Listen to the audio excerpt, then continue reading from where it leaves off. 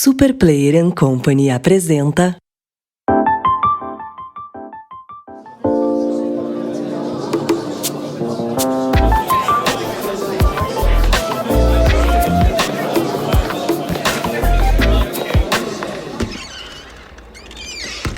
Introvertendo, um podcast onde autistas conversam.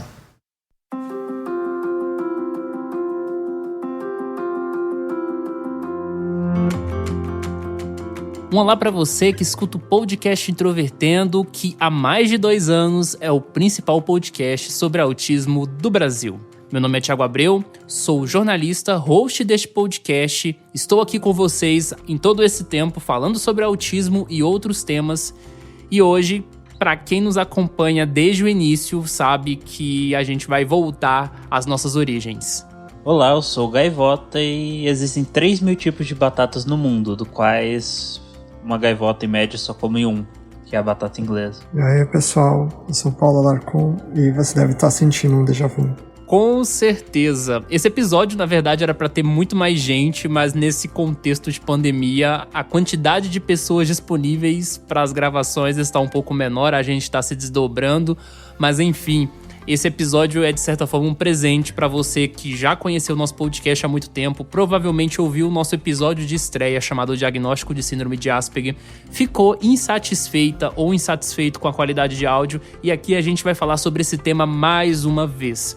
E se você está ouvindo Introvertendo pela primeira vez, o nosso site é introvertendo.com.br. Lá você encontra esse atual episódio e todos os antigos e também encontra links para as nossas redes sociais. Nós estamos no Facebook, Twitter e Instagram. Ao longo desse tempo, nós já recebemos muitas mensagens nos e-mails e nós sempre as lemos aqui no bloco de leituras de e-mails. Então, se você quiser escrever para nós, comentar algum episódio, você pode enviar sua mensagem para ouvinte@introvertendo.com.br. Da mesma forma, se você quiser fazer algum convite ou alguma proposta de parceria com a gente, o nosso contato comercial é contato@introvertendo.com.br. Vale lembrar que o Introvertendo é um podcast feito por autistas há mais de 2 anos e que conta com a assinatura da Super Player Company.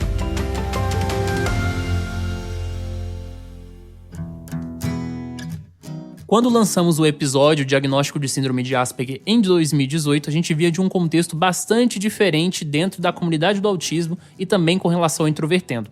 Aquele episódio foi gravado com a participação do Guilherme, do Marcos, do Michael, Otávio e eu. O Guilherme não está mais no nosso podcast, o Marcos está impossibilitado de gravar por causa da pandemia, o Michael está aqui com a gente, o Otávio também não pôde gravar e hoje também a gente conta com o Paulo, que ingressou no podcast ainda em 2018, mas não estava com a gente ainda durante esse período.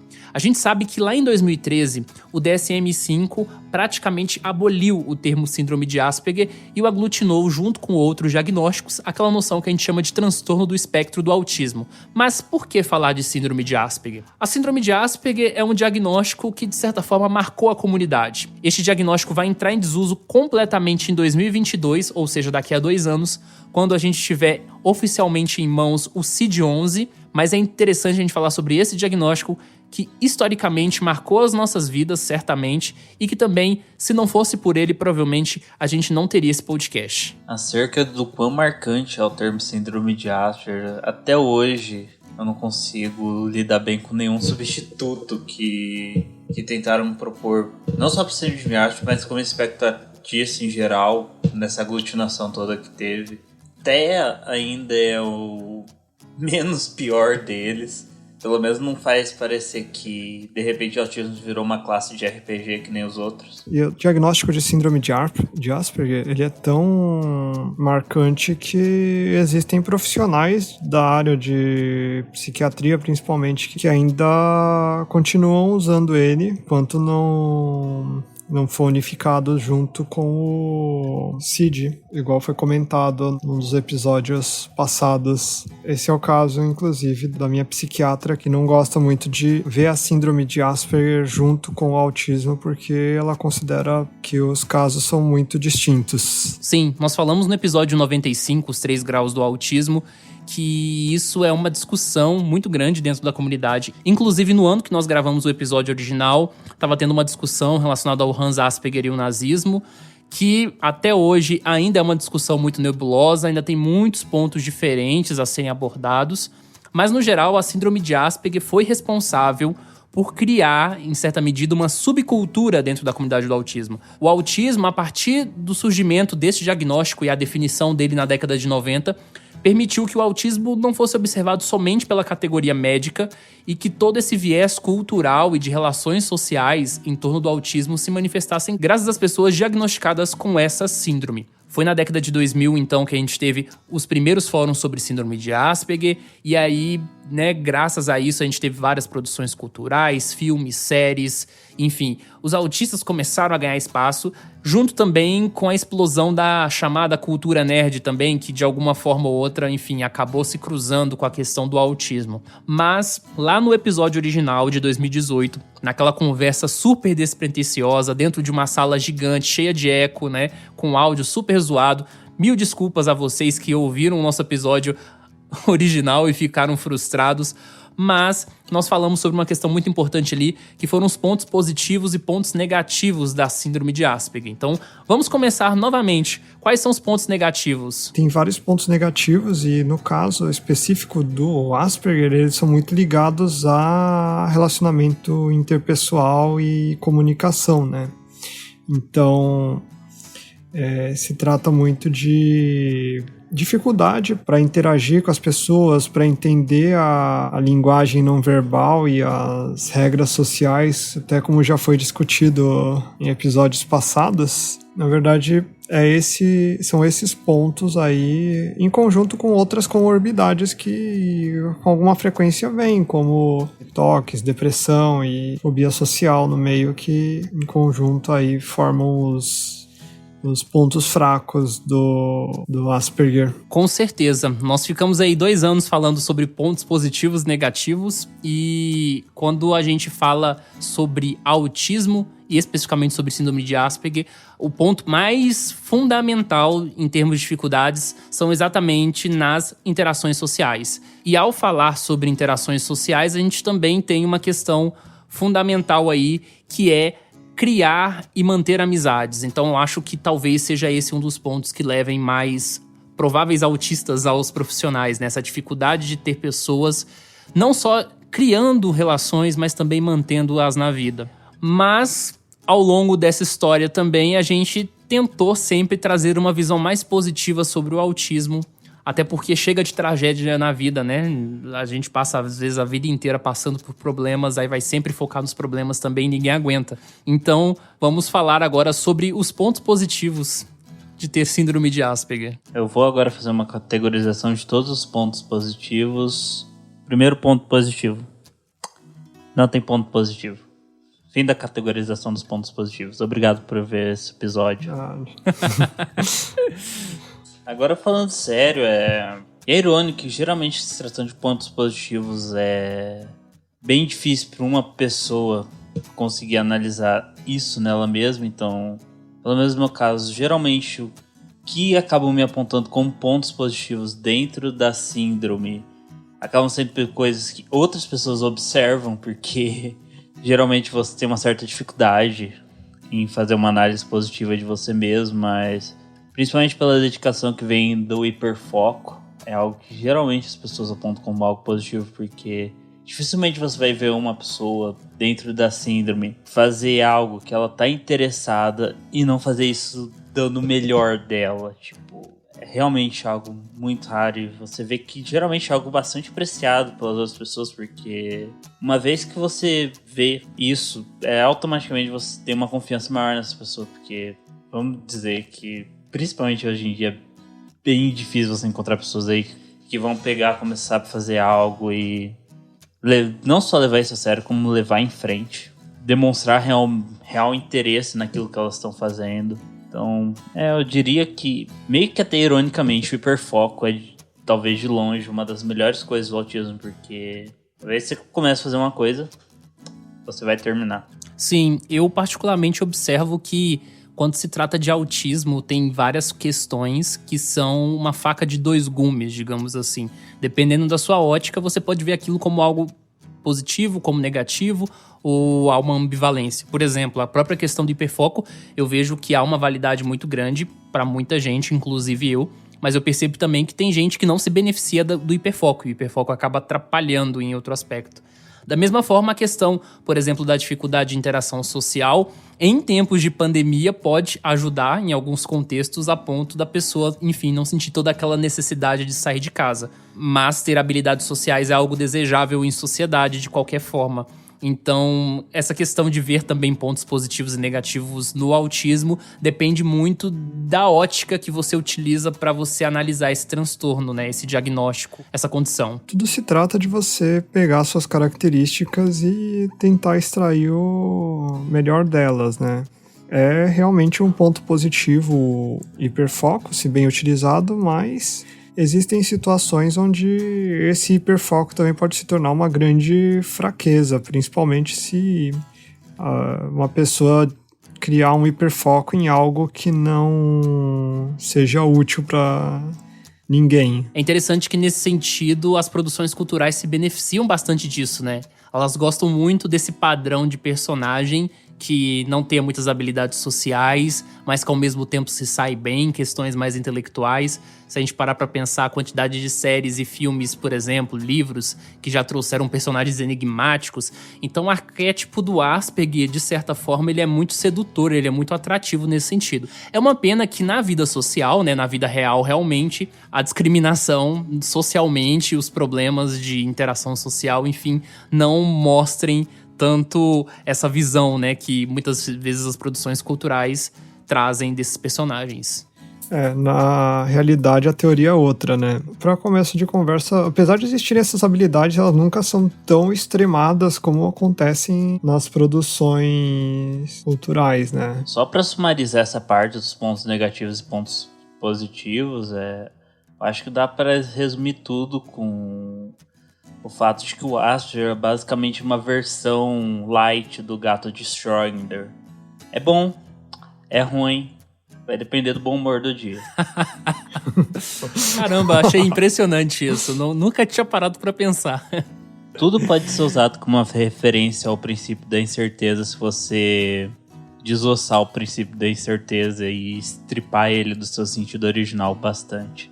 Vamos incluir aqui nessa discussão uma coisa que a gente não falou lá no episódio original, que é explicar o porquê que a síndrome de Asperger vai sair realmente de cena. E para fazer isso, primeiro a gente precisa voltar na história e falar um pouco sobre a história do autismo. Nós já falamos aqui que tiveram 2 caras que receberam crédito pelo autismo. Não isoladamente foram só eles, tá? Tiveram várias outras pessoas ao longo desse caminho aí que deram contribuições significativas. Mas no correr da história, enfim, foram os 2 maiores nomes, que é o Leo Kanner, nos Estados Unidos, e o Hans Asperger, ali em plena Alemanha nazista. Leo Kanner, de certa forma, ao longo da história, foi quem deteve esse monopólio maior sobre a história do autismo, como o cara do autismo. Mas, no final da década de 70 e início dos anos 80, uma psiquiatra britânica chamada Lorna Wing desenvolveu um trabalho que trouxe os estudos de Hans Asperger, que foram feitos na mesma época, né, do Leo, lá nos Estados Unidos, para o mundo inteiro.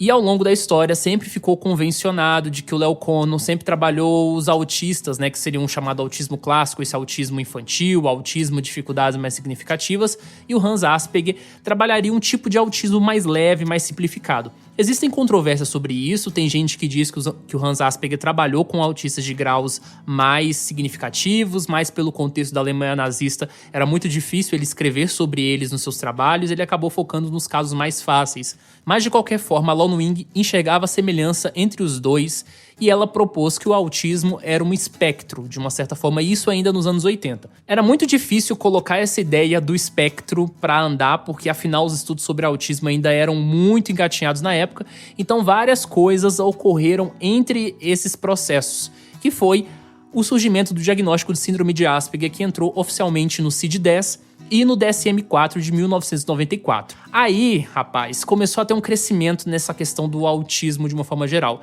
A síndrome de Asperger foi se aproximando naturalmente dessa questão do autismo, e aí, com o surgimento de várias questões, inclusive o ativismo de alguns autistas, lá na década de 2010, convencionou-se de que tudo era uma coisa só. E isso foi feito também por uma questão de estratégia. Porque autistas de dificuldades mais significativas tinham acesso a alguns direitos que as pessoas com Asperger não tinham, e enfim, tinha uma questão aí de avaliações diferentes. E aí, para ter mais facilidade ao acesso aos direitos e também por uma perspectiva científica, convencionou que tudo isso seria um diagnóstico único, o que ia facilitar bastante. Afinal, você tinha vários diagnósticos de autismo sem muita especificação. Você tinha, por exemplo, o transtorno desintegrativo da infância. Você tinha o autismo atípico. Você tinha uma série de diagnósticos que, enfim, não tinham muita justificativa de existirem por si só. É claro que isso tem controvérsias, como o próprio Paulo disse, né, com relação ao profissional que atende ele. Muitos profissionais não gostam dessa aglutinação da síndrome de Asperger junto com o autismo, e também muitos autistas não gostam, eles gostam de se advogarem Asperger, mas uma coisa a gente tem que reconhecer, que trazer Asperger junto ao autismo fez bem para todo mundo em certo aspecto, porque trouxe mais direito, né, para as pessoas com Asperger e trouxe visibilidade para aqueles que tinham autismo, entre aspas, mais complexo. Porque como esse grupo ficou maior, esse grupo teve um alcance midiático maior e, portanto, a gente começou a discutir muito mais autismo do que antes. Mas ok, em 2022, então, finalmente nós não vamos mais falar em síndrome de Asperger e nós vamos falar apenas em transtorno do espectro do autismo. E essas categorias serão divididas aí entre ter deficiência intelectual e não ter deficiência intelectual e ter prejuízo na linguagem funcional ou não ter. Então, provavelmente, daqui a 2 anos a gente vai ter uma discussão bem diferente sobre autismo. É bom lembrar que as causas tanto do autismo geral como da síndrome de Asperger ainda estão sendo entendidas. A gente tem um consenso de que a principal causa para ambas seja de origem genética, porém o que acontece? Apenas alguns casos que a gente conhece tem uma causa genética já conhecida, já descrita e razoavelmente bem entendida. A maior parte dos casos, se não me engano, cerca de 70%, não tem essa informação. A gente tem a suspeita de que sejam de origem genética, porém a gente não sabe exatamente qual gene que foi mutado. E nos casos que a gente sabe, por exemplo, mesmo dentro de síndrome de Asperger, a gente tem mais de uma causa, mais de uma mutação que dá para os mesmos, que apresenta os mesmos sintomas. Ou seja, se a gente for pôr do ponto de vista do que causa o autismo, a gente entra em 2 opções. Ou a gente agrupa todas essas desordens pelo comportamento, ou a gente agrupa todas essas desordens pela causa. E se a gente fosse agrupar pela causa, a gente não teria 1 dúzia, 2 dúzias, 3 dúzias de formas diferentes de expressão desse tipo de desordem. A gente teria centenas, provavelmente milhares. Então, no fim das contas, essa condensação por base nos sintomas é uma forma de tentar agrupar esses casos, essas síndromes, em algo que seja palatável de você conseguir administrar. Como você constatou, uma administração governamental, mas também no ponto de vista médico, porque apesar das causas serem diferentes, como muitos sintomas são relativamente parecidos, na maior parte, agrupando em poucos grupos, você pode trazer para pessoas mesmo que cada uma delas tem ali uma mutação diferente da outra. Como elas têm os mesmos sintomas, você pode trazer um mesmo tratamento que provavelmente vai funcionar para a maior parte dessas pessoas. Então, tanto no ponto de vista governamental como no ponto de vista médico, acaba sendo mais eficiente. Um ponto de vista purista, puramente científico, não faz sentido, mas no ponto de vista prático faz muito sentido. Nós vamos contar um pouco sobre o nosso processo de diagnóstico. A minha história eu já contei em vários outros episódios. O Michael contou apenas no episódio original, que não ficou com áudio muito legal. E o Paulo não teve a oportunidade de contar isso de forma mais detalhada, tirando o episódio 26, Mercado de Trabalho, que foi o episódio que ele estreou. Então esse é o episódio pra gente contar um pouco como foi esse processo, considerando que o Michael foi diagnosticado na adolescência e o Paulo apenas na vida adulta. Bem, como o Thiago já adiantou, eu fui diagnosticado na adolescência, cerca de 14 anos, né? Exatamente 14 anos. O meu primeiro diagnóstico não foi algo que me influenciou muito, em parte porque eu tive uma confiança relativamente baixa no diagnóstico em si, não da questão do que ele apontava. Eu já tinha suspeita de que eu podia estar dentro do espectro autista, então o diagnóstico em si não me surpreendeu, Porém, a forma como eu tive ele foi algo que não me trouxe tanta confiança de que poderia ser uma palavra absoluta. Mais pra frente eu fui diagnosticado novamente, com esse processo quase científico de experimentação, com mais e mais profissionais chegando à mesma conclusão. Deu pra mim ter uma segurança bem forte de que esse diagnóstico provavelmente é o que melhor representa a minha condição. Inclusive, para ser mais específico, pela minha memória, eu fui diagnosticado pelo menos 6 vezes por psiquiatra e neurologistas diferentes, sendo que na segunda vez que eu fui diagnosticado, para mim foi onde eu já tive assim minha confirmação. As outras vezes foram rediagnósticos necessários para alguns processos médicos que eu estava passando na época, mas eu passei por esse processo de diagnóstico várias vezes. Mas, como eu disse, o diagnóstico em si não foi algo que me influenciou muito, principalmente no começo, porque eu já venho com uma história que é bem comum dentre as pessoas, tanto com autismo quanto síndrome de Asperger, de ser aquela criança estranha, ser aquela criança que conversa relativamente pouco, interage relativamente pouco, que apresenta interesses bem elevados em assuntos muito específicos. Ironicamente, eu não sofri tanto na adolescência com problemas de interação social, tanto em parte porque eu peguei, principalmente na minha adolescência, na minha infância, essa fase de hiperfoco bem avançado dos meus interesses, então eu realmente só fui começar a ingressar seriamente, ter interesse em contato com outras pessoas bem avançado na minha adolescência. Então, quando eu era mais novo, eu realmente tive pouco contato com as pessoas, mas isso não me afetou muito porque eu estava ocupado demais, me importando com as coisas que eu me interesso. Foi mais, novamente, quando eu estava terminando a minha adolescência, entrando na minha fase adulta, que isso começou a ser um problema, porque simplesmente ignorar as pessoas começou a ser algo que não funcionava mais. Eu estava me vendo sendo forçado a interagir com elas e consegui lidar relativamente bem com isso, até que de repente eu não conseguia mais. Então talvez o maior problema de ter lidado relativamente bem na infância, no começo da adolescência, com a minha condição é que isso me deixou totalmente despreparado quando eu tive que lidar com as coisas como todo outro ser humano tem que lidar. E aí, novamente, que entrou a questão de ir procurar o diagnóstico para confirmar ele, ir procurar assistência médica e psicológica para tentar lidar melhor com a situação. Que no final das contas acabou dando certo, depois de um monte de coisa dar errado, mas enfim, essa é a minha história. A gente tá aqui hoje, já segundo ano de podcast aí, tendo viajado por metade do Brasil quase. Foi uma história divertida. Meu caso foi um diagnóstico aí bastante tardio, né? Eu tive o diagnóstico em 2018. Na verdade, foi logo após o diagnóstico que eu conheci o podcast, quando eu estava aprendendo ali a lidar com essa notícia, né? Que eu vi pelo episódio 1, que falava justamente do diagnóstico. Estava eu aos 26 anos, eu passando pelo mestrado, toda a situação de trabalhar e fazer mestrado, que é a situação que eu me encontrava na época, começou a pesar de forma crítica, digamos assim.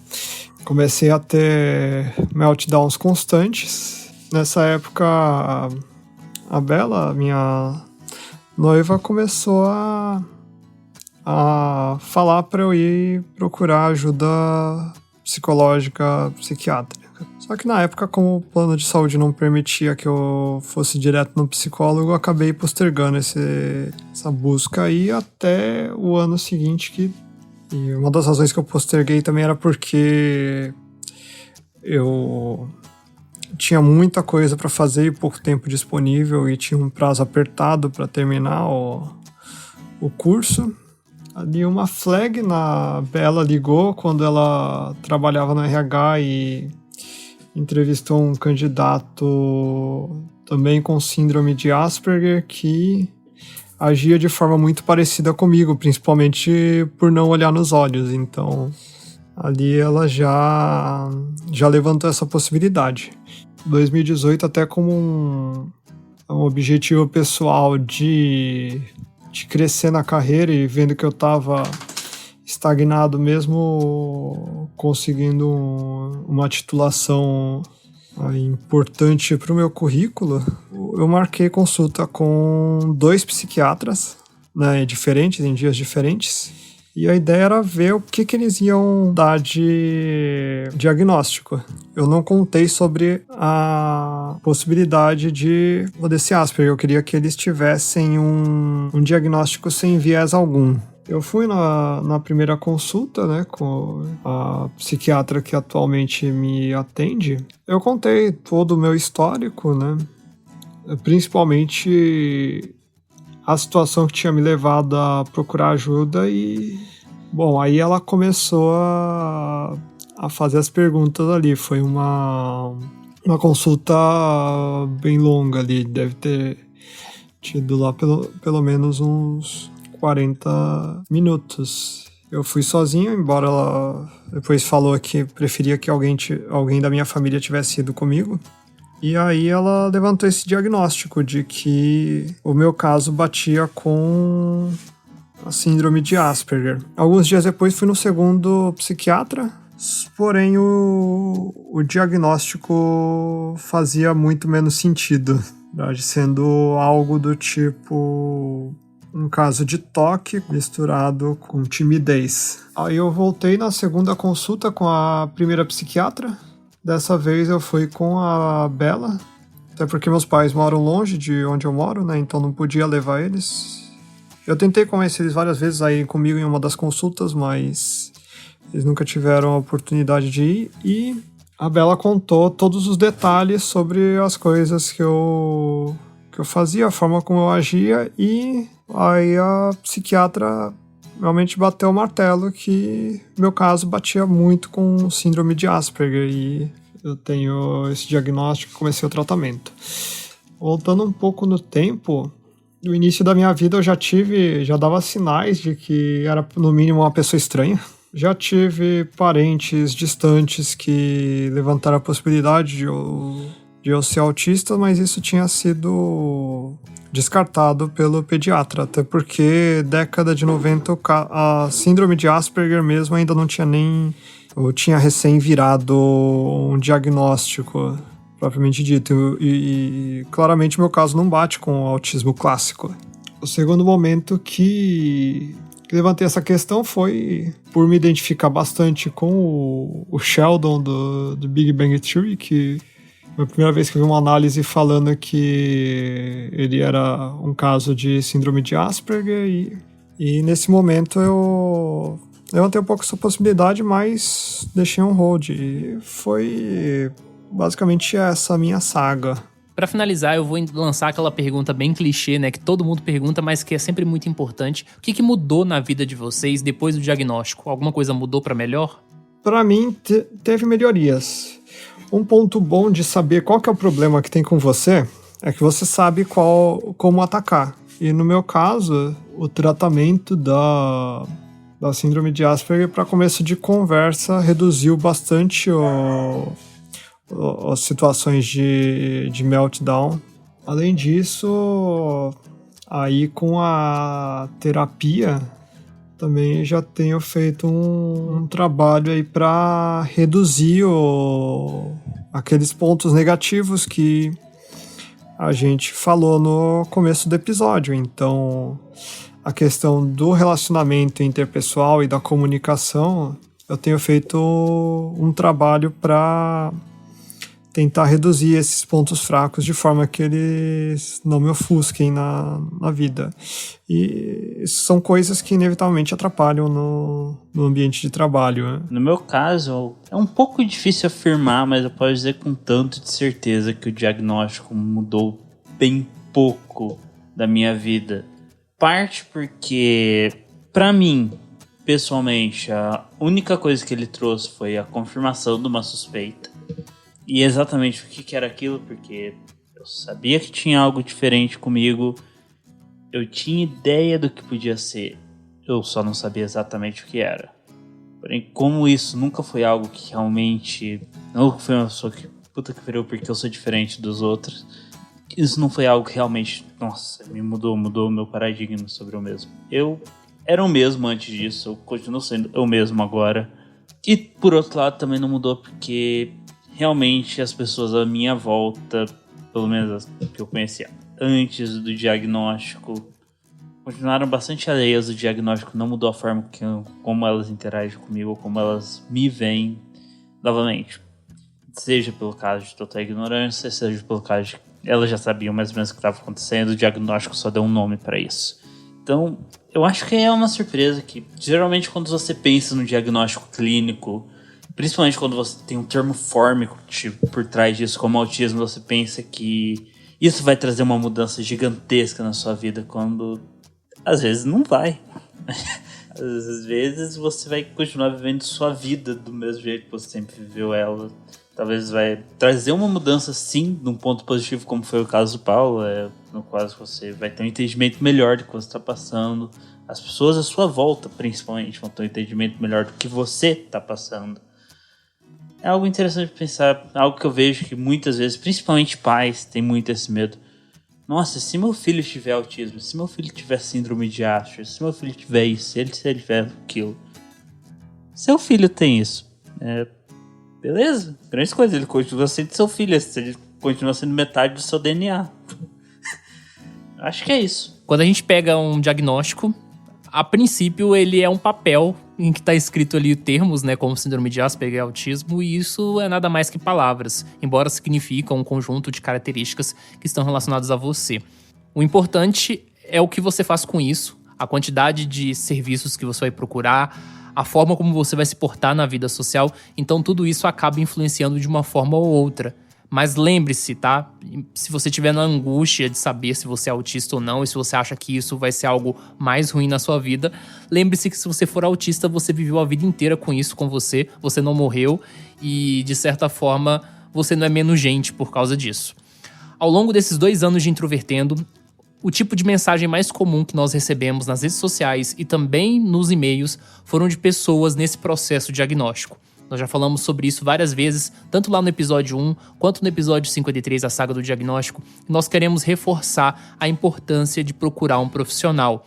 E também, uma questão muito complicada que a gente vai discutir futuramente em um episódio, é que os acessos aos serviços de psiquiatria no Brasil não são fáceis. Por isso, nós esperamos bastante que, se você estiver ouvindo a gente, estiver nesse processo, que você não desanime, que você não desista, que você tenha paciência, porque esse processo pode levar meses, pode levar anos, mas quando você chegar do outro lado, com certeza vai valer a pena.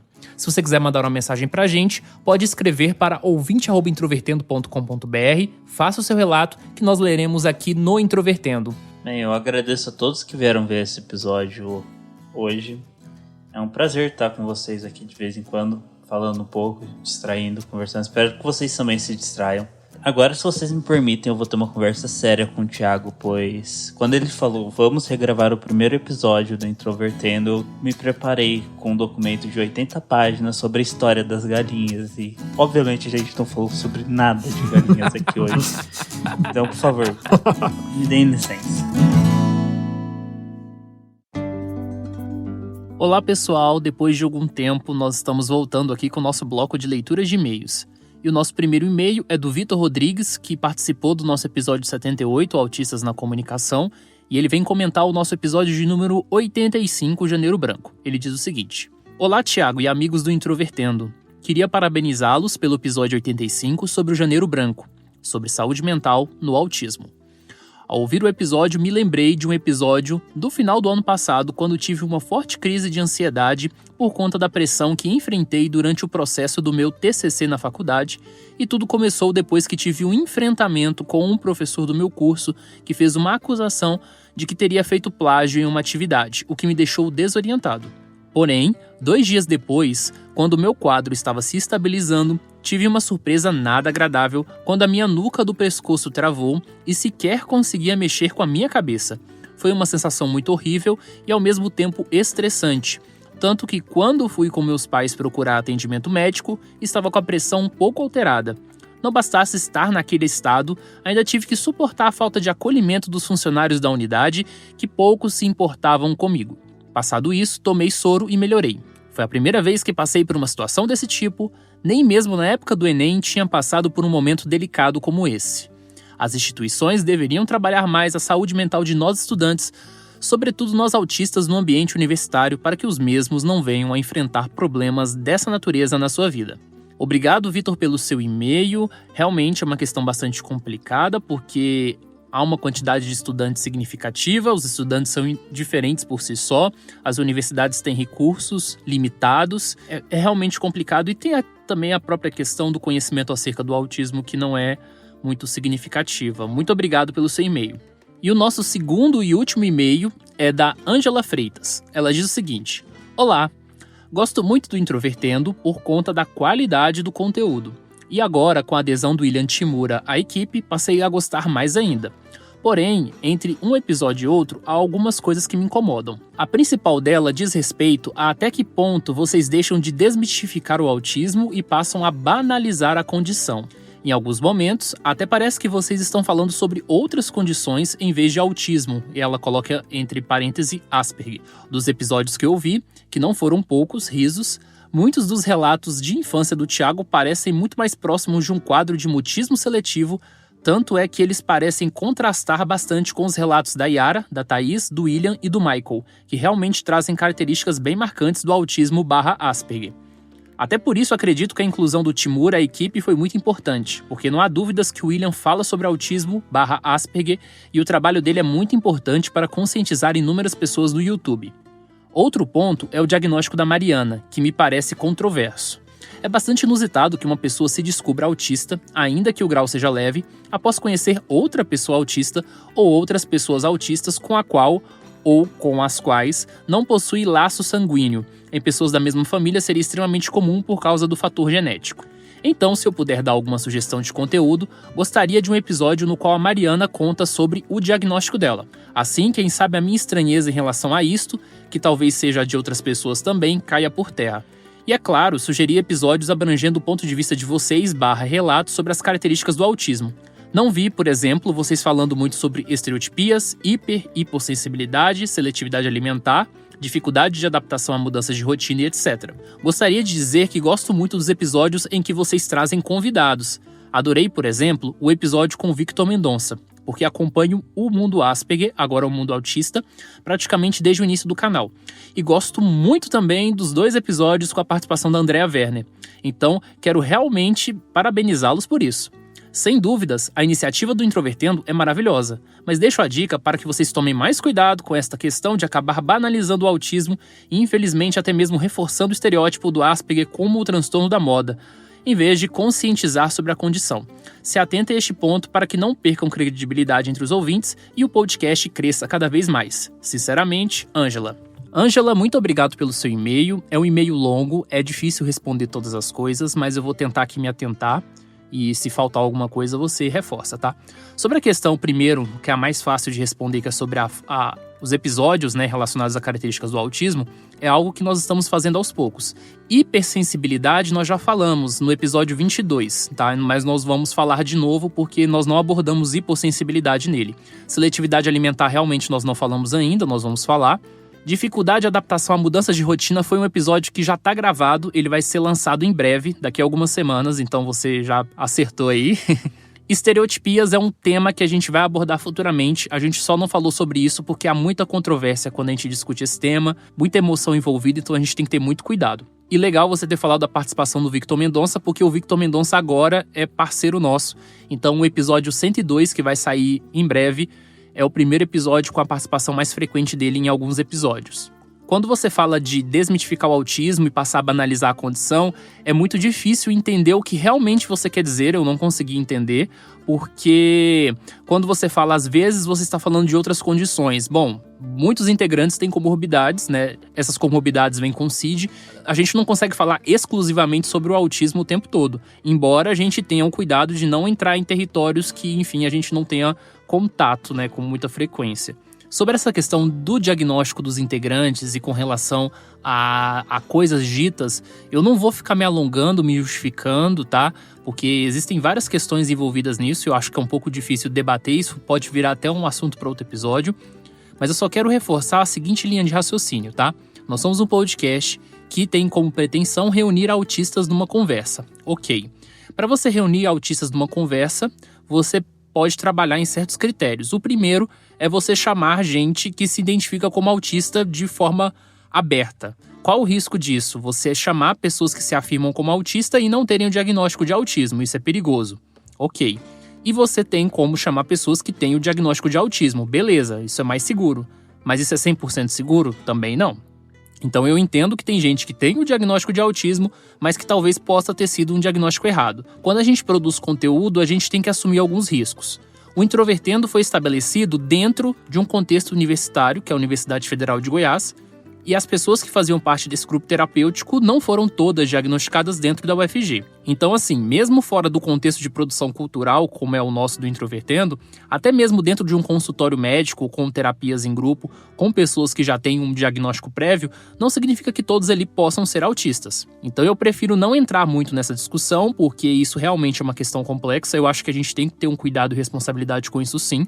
Posso garantir que dentro do Introvertendo eu tenho essa preocupação.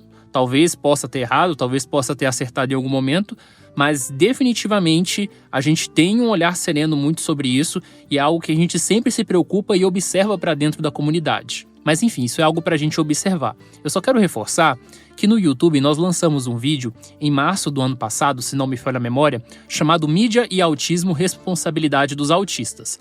Lá eu numero alguns critérios que são importantes para todo e qualquer autista pensar antes de produzir conteúdo para a comunidade.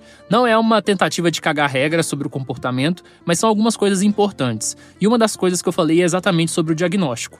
Um bom diagnóstico te dá segurança, te dá firmeza e abre um leque de possibilidades para você aprender também mais sobre autismo, porque não significa que também alguém tem o diagnóstico de autismo, que ela vai ter habilidade para poder se autoanalisar em todos os seus aspectos. Inclusive, isso é algo que eu estou aprendendo. Eu posso dizer, então, quando você fala, que alguns integrantes eles têm observações sobre a infância mais contundentes, isso é algo que eu até já falei já dentro do Introvertendo, que eu tenho uma dificuldade de me autoanalisar e que muitas vezes outras pessoas, como a minha mãe ou alguns familiares, eles conseguem traçar observações ligadas ao autismo acerca do meu comportamento melhor do que eu mesmo. E dentro desse processo de produção do Introvertendo ao longo dos anos, eu estou aprendendo. Então também quando você fala, que você ouviu vários episódios, é um pouco difícil demarcar aí, porque eu não sei quais episódios você realmente ouviu, e também tem alguns episódios que eu falei coisas que hoje eu discordo.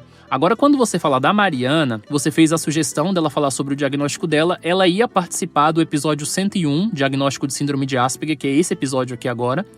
Só que a Mariana tá com problema de equipamento, então ela vai ficar afastada do podcast em termos de participações frequentes por um tempo, tá? O último episódio que ela vai aparecer com mais frequência agora é o episódio 103, que vai sair em breve. Então vou ficar te devendo essa durante um tempo. Mas quando a Mariana puder voltar a participar, aí ela vai poder falar sobre essa questão do processo de diagnóstico. Muito obrigado, Ângela, pelas suas observações. Nós estamos lutando para tornar o podcast cada vez melhor e observações como a sua nos fazem pensar e também nos fazem aí concordar, discordar, dependendo do que vier, beleza? Talvez não tenha falado sobre todos os pontos, mas aí qualquer coisa você escreve de novo pra gente. Um abraço.